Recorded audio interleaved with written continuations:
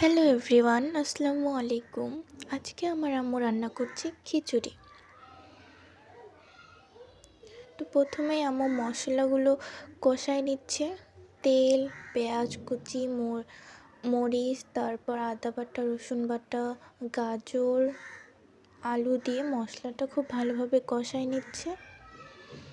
তারপর গরম মশলা দিচ্ছে, দারুচিনি, এলাচ। তারপর আবারও খুব ভালোভাবে মশলাটা কষাচ্ছে।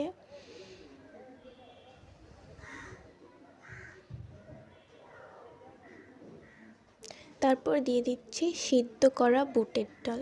যেহেতু বুটের ডাল সিদ্ধ হতে একটু বেশি সময় লাগে, তাই আগেভাগেই সিদ্ধ করে নিয়েছি। তারপর দিয়ে দিচ্ছি লবণ আর চাল, ডাল, মটরশুঁটি এইসব আগে থেকেই ধোয়া ছিল।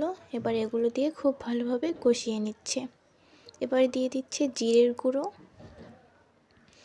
দিয়ে আবারও খুব ভালোভাবে নাড়াচাড়া করে গরম পানি দিয়ে দিচ্ছে। এবার ঢাকনাটা লাগাই দিয়ে 2-3টি সিটি মারলে হয়ে যাবে। তো এই তো খিচুড়ি রেডি। খিচুড়িটা জাস্ট অসাধারণ হয়েছিল। তোমাদের ভালো লাগলে আমার ভিডিওটি লাইক, কমেন্ট আর শেয়ার করে দিয়ে পাশেই থাকবে। সবাই ভালো থাকবে, সুস্থ থাকবে। আল্লাহ হাফেজ।